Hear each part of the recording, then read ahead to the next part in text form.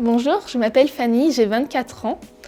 Ça fait environ 2 mois que je travaille au Cercle des langues et avant cela, j'étais en master de négociation internationale et interculturelle. Alors du coup, moi dans la vie, j'ai 2 grandes passions. La première qui a structuré toute ma vie jusqu'à présent, c'est les cultures asiatiques, en particulier l'Asie de l'Est et le Japon. Et j'ai vraiment orienté toutes mes études et tout mon avenir là-dessus. Et ma deuxième passion, c'est la lecture. Et ça m'a aidé notamment à pas mal progresser en anglais parce que maintenant je peux lire tous les livres que j'aime en anglais et c'est vachement chouette. Oui, j'ai eu la chance de vivre au Japon durant 1 an lors d'un échange universitaire après ma licence. Et la petite anecdote en fait, c'est que quand je suis partie au Japon, je parlais un petit peu japonais, je parlais un petit peu anglais, mais c'était vraiment pas super comme niveau.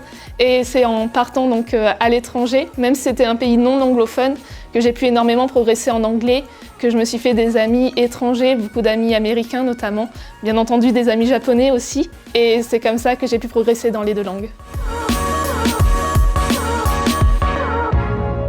Alors moi, il faut savoir que l'anglais, je détestais ça. Quand j'étais au collège, au lycée, j'étais nulle en anglais, je comprenais rien, j'arrivais pas à parler. Et en fait, c'est le fait d'apprendre le japonais qui m'a obligée à faire de l'anglais parce que du coup, à partir d'un certain niveau, pour comprendre les différences en grammaire, on est obligé d'aller sur des sites en anglais. Donc j'ai commencé comme ça, à un petit peu progresser en anglais. Et ensuite, comme je disais avant, j'ai dû partir au Japon. Au Japon, j'avais des amis étrangers qui ne parlaient pas japonais, donc j'étais obligée de communiquer avec eux en anglais. Et aussi certains japonais qui voulaient absolument communiquer en anglais avec moi.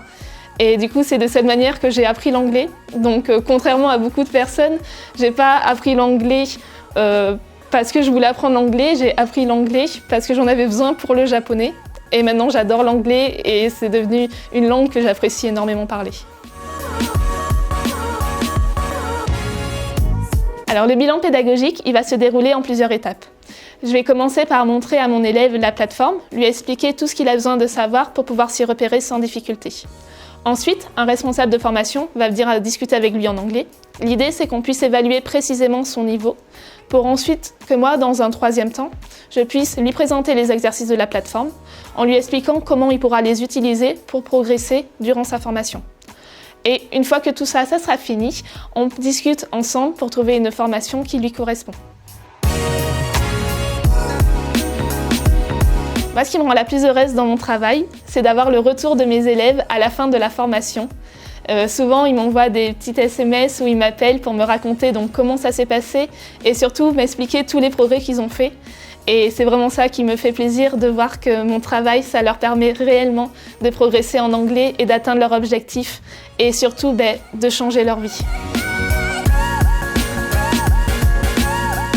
Et juste après cette vidéo, j'ai un petit bilan pédagogique en fait, donc je vais faire exactement ce que je vous ai expliqué dans la précédente question et présenter la plateforme à mon futur élève.